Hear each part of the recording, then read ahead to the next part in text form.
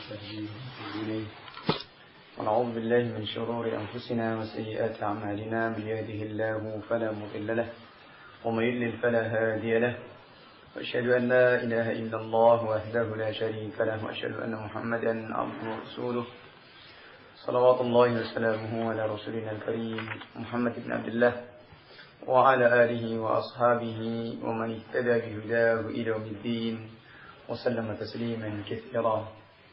يا أيها الذين آمنوا اتقوا الله حق تقاته ولا تموتن إلا وأنتم مسلمون. اللهم لا سهل إلا ما جعلته سهلا وأنت تجعل الحزن إذا شئت سهلا. Ikhwanna fi din rahimani wa rahimakumullah. Alhamdulillah, kembali pada kesempatan pagi ini dengan izin Allah dan taufiknya kita masih diberikan kemudahan untuk kita senantiasa dalam ketaatan kita kepada Allah Subhanahu wa taala, bisa mengkaji dan menelaah dari tuntunan-tuntunannya dan juga bisa mempelajari apa yang terkait dengan perkara-perkara agama kita. Mudah-mudahan ini semuanya akan semakin menambah keyakinan kita dan semangat kita dalam mengabdikan diri kita kepada Allah Subhanahu wa taala, dan juga semoga itu semuanya pun akan semakin menambah timbangan amal kebaikan kita di sisinya. Kemudian khonafidin jazakumullah, melanjutkan pembahasan kita kemarin sampai pada poin yang ke 109, kemudian 110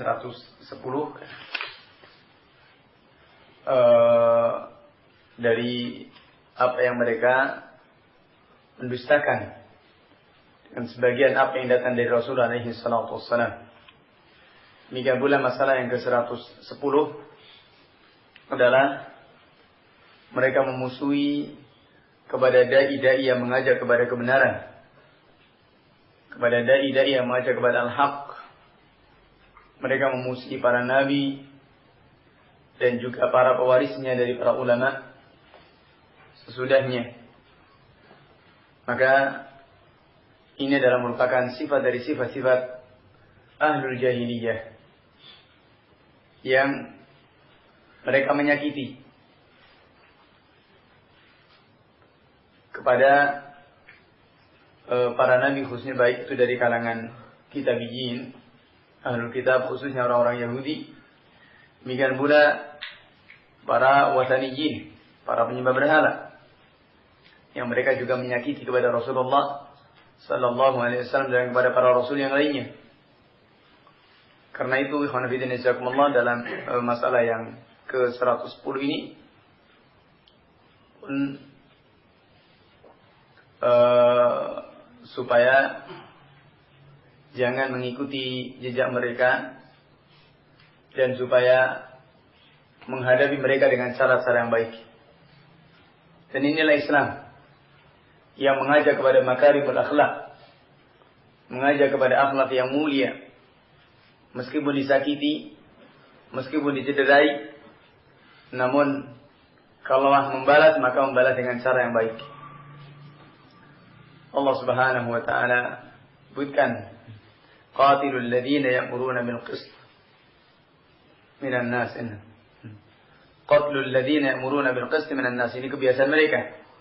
Karena itu Allah Subhanahu wa taala juga mengingatkan kepada kita untuk jangan sampai menyakiti kepada Rasulullah sallallahu alaihi wasallam seperti mereka telah menyakiti kepada Nabi Musa alaihi salam.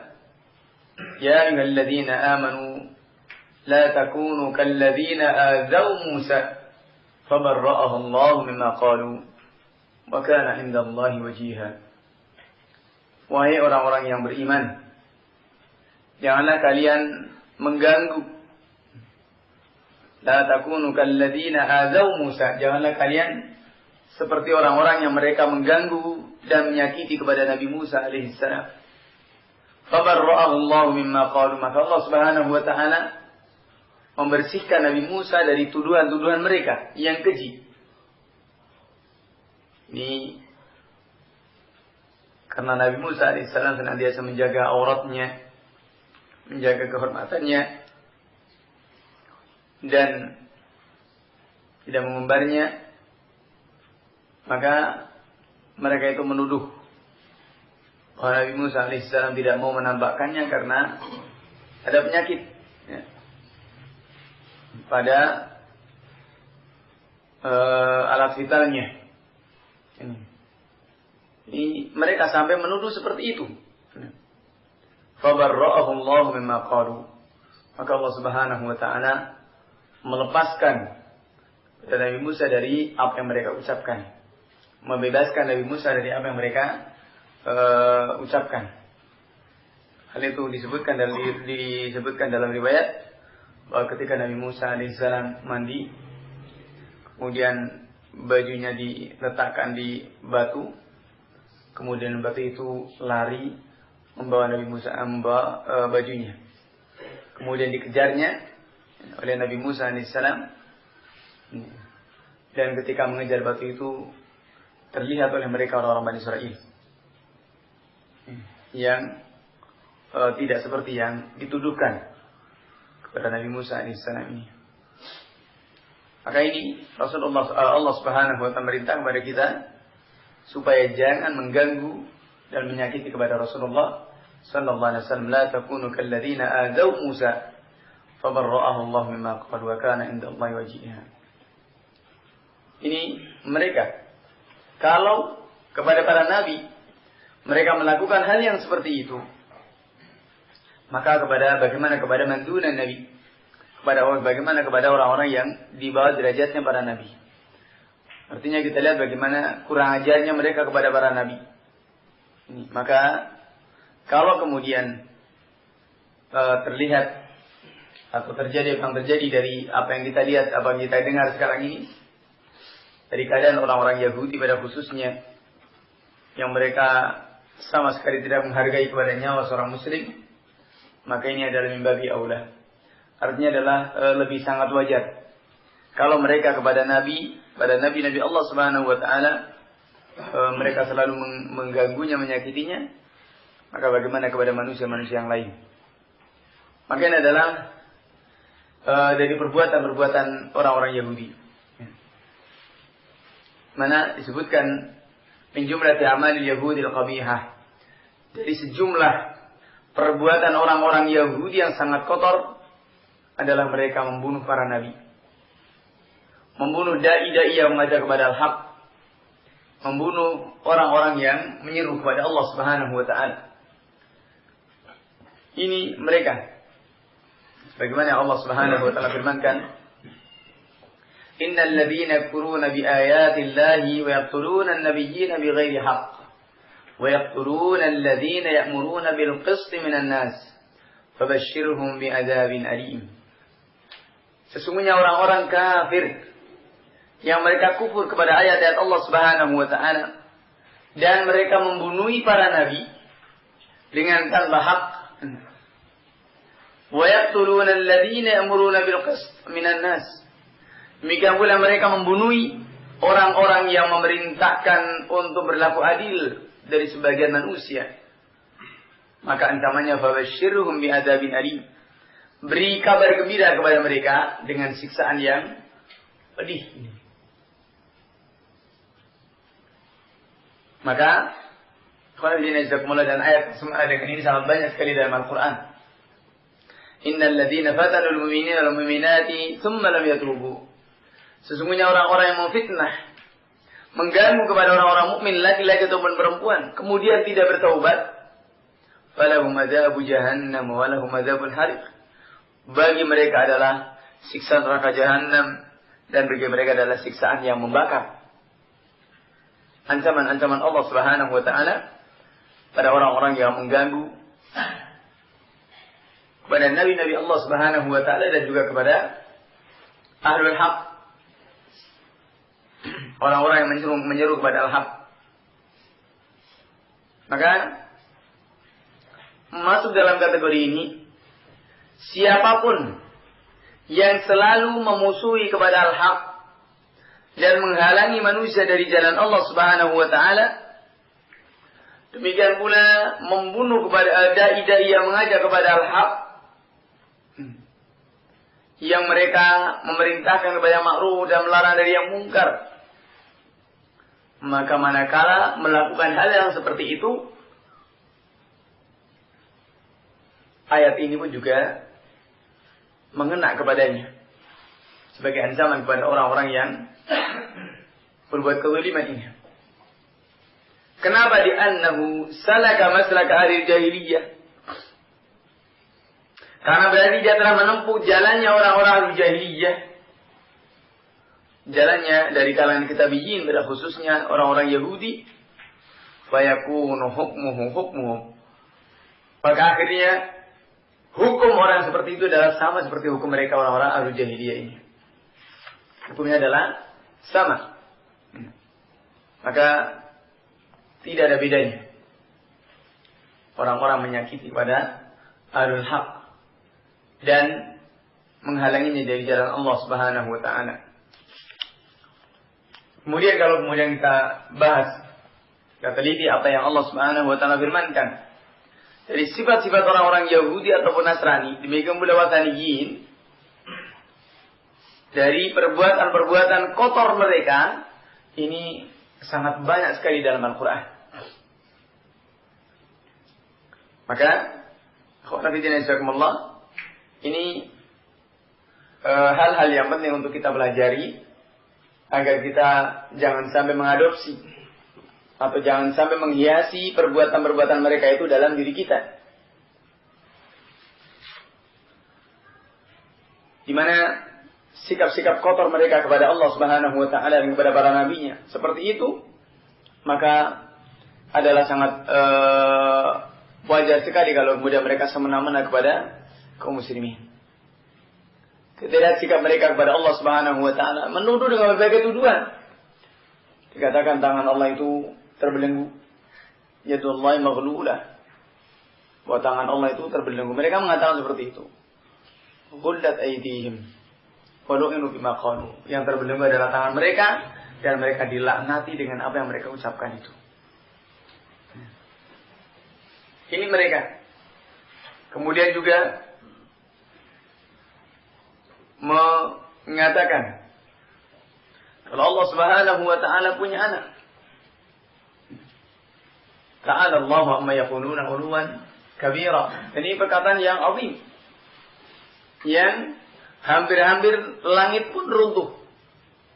Gunung berhamburan. Dan bumi pun hampir terbelah. Karena ucapan mereka yang sangat besar ini.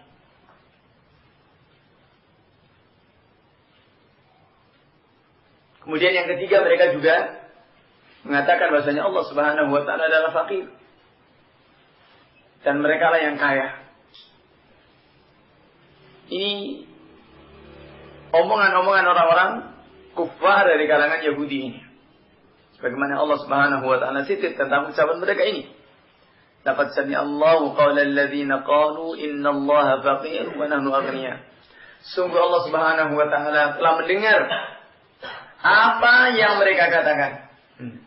Apa yang diucapkan oleh orang-orang yang mengatakan innallaha faqir wa nahnu aghniya, bahwa Allah Subhanahu wa taala fakir dan kamilah yang kaya.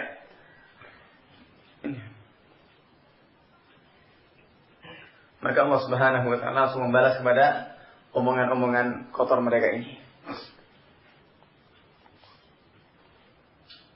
Demikian pula siapapun masuk dalam kategori ini adalah orang-orang yang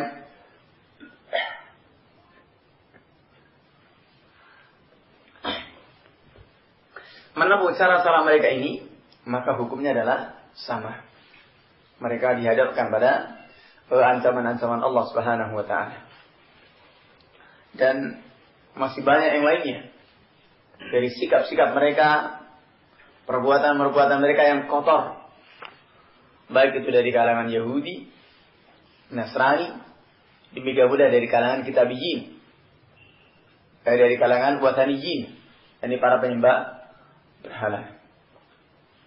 Maka jelas, jangan sampai terlintas dalam benak kita untuk mencela kepada dai-dai yang mengajak kepada Allah Subhanahu wa taala. Jangan sampai ada kekhawatiran, ada ketakutan pada orang-orang yang mengajak kepada al-haq. Maka seperti ini akan menjadikan hati kita itu sendiri tertutup. Kemudian masalah yang berikutnya, yang ke-111, mereka mengimani dengan kebatilan. Al-imanu bil batil, mempercayai kepada yang batil. Ini kepada klenik, kepada jibat atau tauhid, mempercayai kepada hal-hal yang mereka sembah dari selain Allah Subhanahu wa taala. Di surat An-Nisa ayat yang 51, Allah Subhanahu wa taala menyebutkan, Alam tara ila alladhina utu nasiban minal kitab yu'minuna bil jibti wat taghut. Tidakkah engkau lihat orang-orang yang telah diberi bagian dari Alkitab? Mereka beriman kepada jibat, sihir, dukun, dan semisalnya, wat taghut, dan semua yang melampaui batas. Kullu ma ubida min dunillah, semua yang disembah dari selain Allah Subhanahu wa taala. Ya.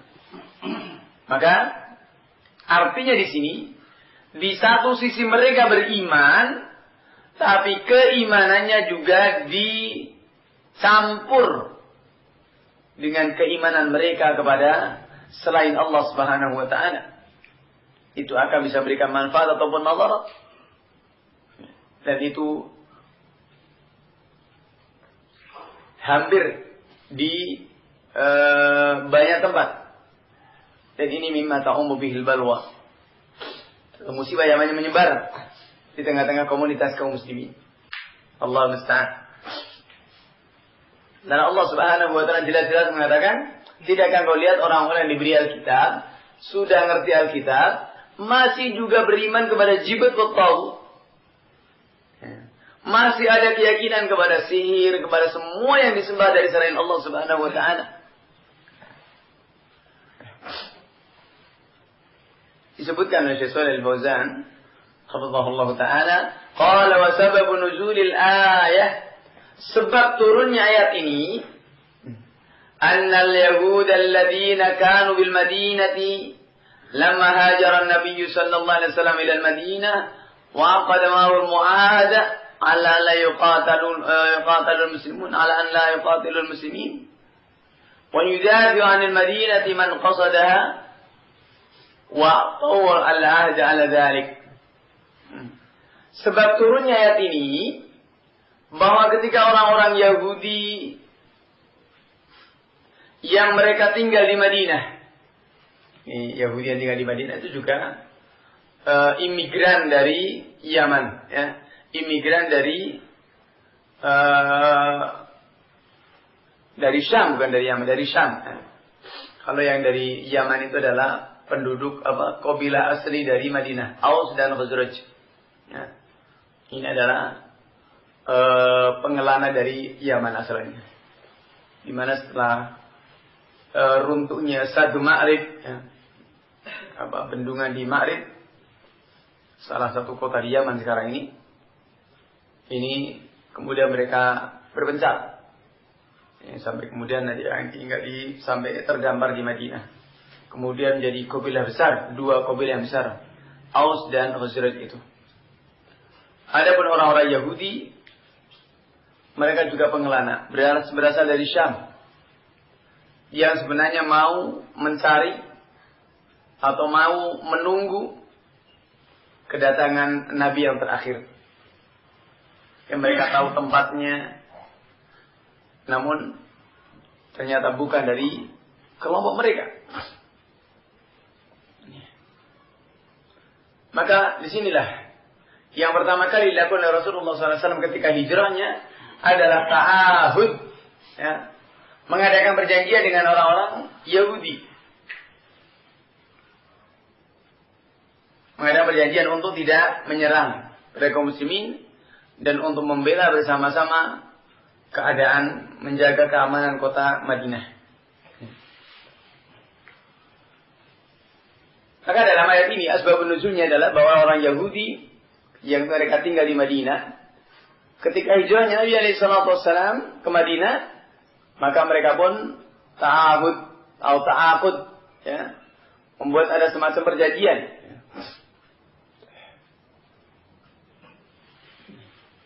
untuk agar supaya di antara isi perjanjiannya itu adalah supaya mereka tidak menyerang, tidak membunuh kepada kaum muslimin.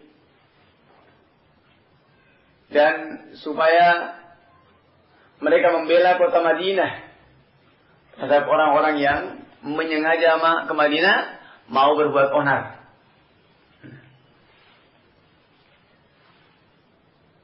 Maka mereka ini sepakat. Ya. Kemudian wa'atul ahda ala dzalik. Mereka pun diberi perjanjian dengan hal-hal itu. Qala falamma dhaqu bin Nabi sallallahu alaihi wasallam bi ashabihi dhar'an wa ra'aw anna al-islam yantasir wa yanmu dhahaba sadatuhum ila Quraisy bi Makkah yastajiduna bihim ala Rasul sallallahu alaihi wasallam. Namun tatkala mereka merasa sempit dengan keberadaan Nabi dan para sahabatnya alaihi salatu wassalam radhiyallahu ta'ala anhum jami'an,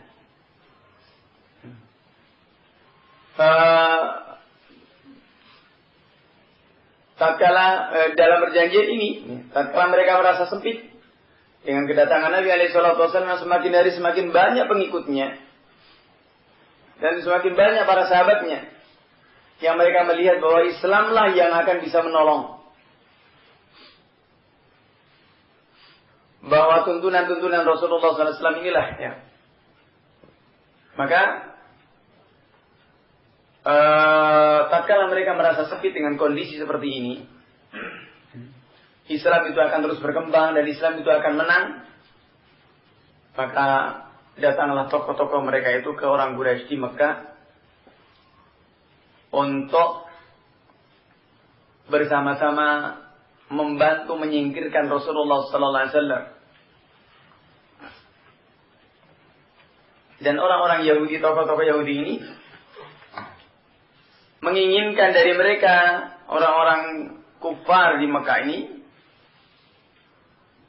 untuk pergi bersama mereka berperang memerangi Nabi alaihi salatu wasallam. Maka Allah Subhanahu wa ta'ala memberikan ilham kepada orang-orang Quraisy untuk bertanya kepada mereka-mereka tokoh-tokoh Yahudi ini dengan mengatakan, antum ahlul kitab fa ayyuna 'alal haqq Muhammad sallallahu alaihi wasallam am nahnu. Kalian ini adalah ahlul kitab, maka sebenarnya dengan timbangan Alkitab itu siapa sih di antara kami yang di atas kebenaran, di atas al-haq?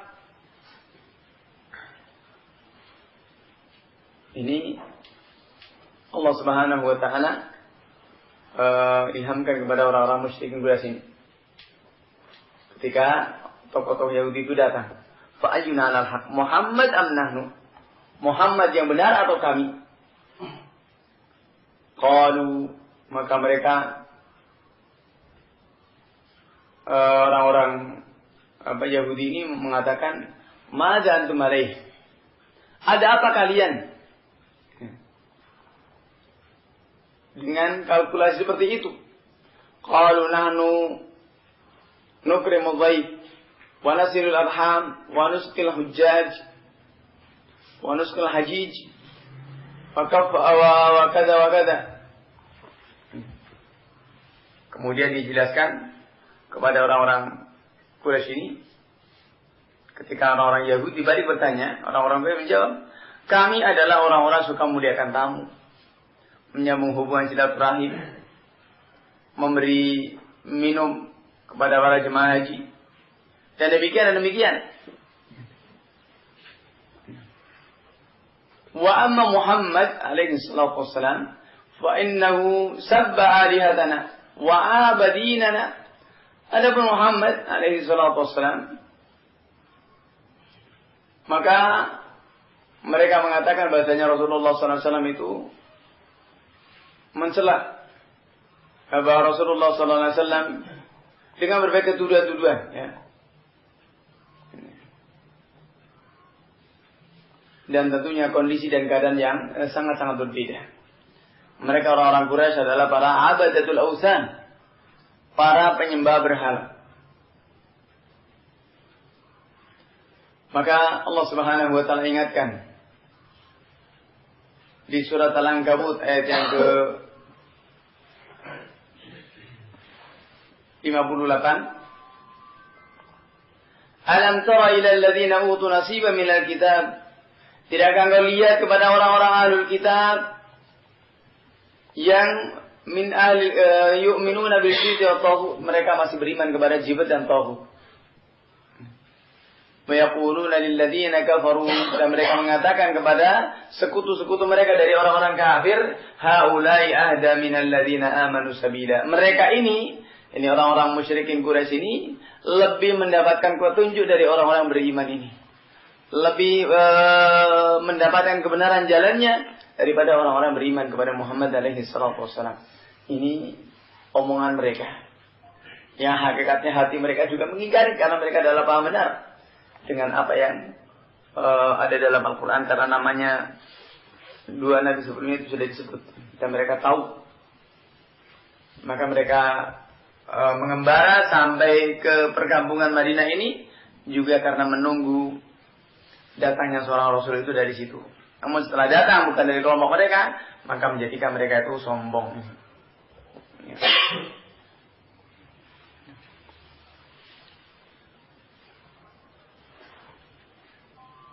Kemudian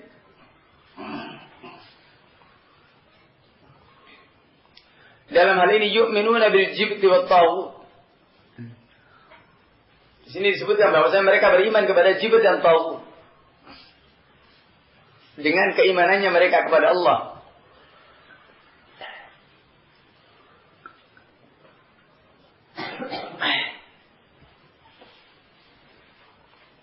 Maka hal ini dikatakan badalla ala anna al-muwafaqa lil kuffar. Hal ini menunjukkan bahwasanya menyamai atau mencocoki orang-orang kafir dengan apa yang ada pada mereka bukan karena keterpaksaan. Ini berarti sama saja beriman seperti apa yang ada pada mereka, meskipun itu tidak diyakini dengan hatinya, perbuatannya, lisannya mengatakan tanda setuju, menyatakan isyarat tidak bermasalah, maka hal ini adalah hendaknya memperbaiki keimanannya. Karena hal ini adalah merupakan perilaku orang-orang ahlul jahiliyah. Maka manakala kita mencocoki mereka orang-orang ahlul jahiliyah ini, maka ini akan kondisinya adalah sama hukumnya. Ini karena ada kesamaan illah, ya. Ada kesamaan sebab dari sebab dikafirkannya. Maka di sinilah ada qiyas yang sahih,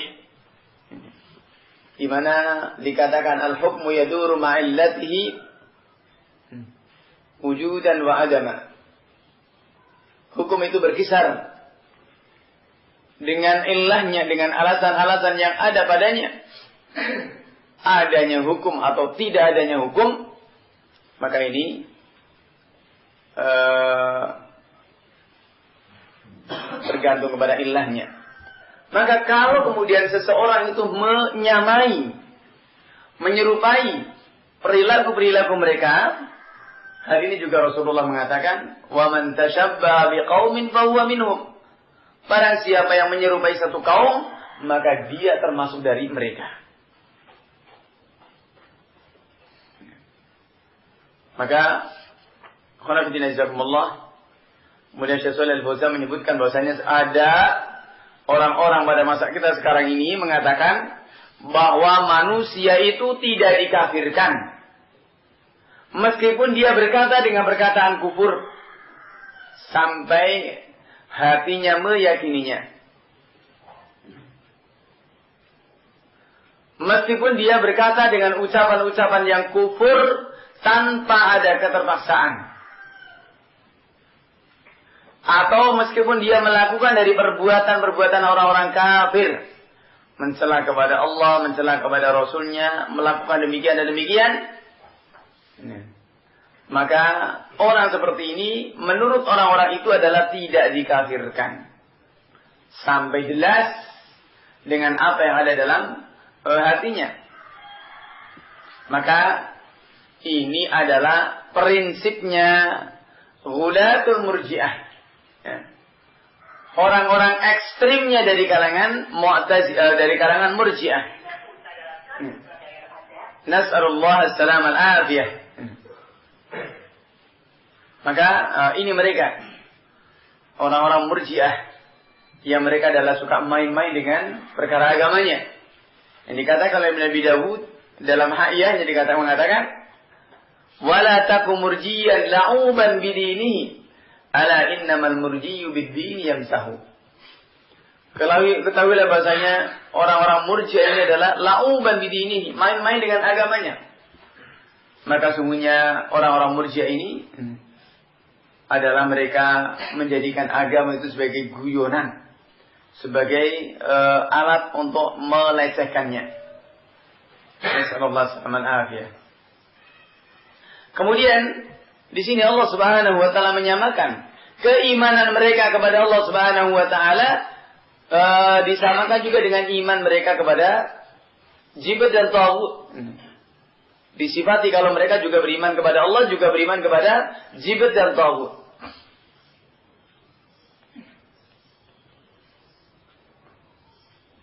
Padahal dalam hal ini apa yang terjadi pada mereka ini adalah mencocoki dalam perkara-perkara yang zahir. Dan mereka dalam hati mereka dan keyakinan mereka bahwa mereka itu salah. Dan Muhammad SAW itu yang di atas al-haq. Namun demikian, terbawa dengan kesombongannya, terbawa dengan iri dengkinya kepada musuh-musuh Allah Subhanahu wa taala, maka demikian pula seperti yang sekarang ini terjadi pun juga supaya memusuhi kepada orang-orang yang dianggapnya adalah berbeda. Maka ini akhwaniddin jazakumullah, ini satu perkara yang terkadang lalai dari benak kita.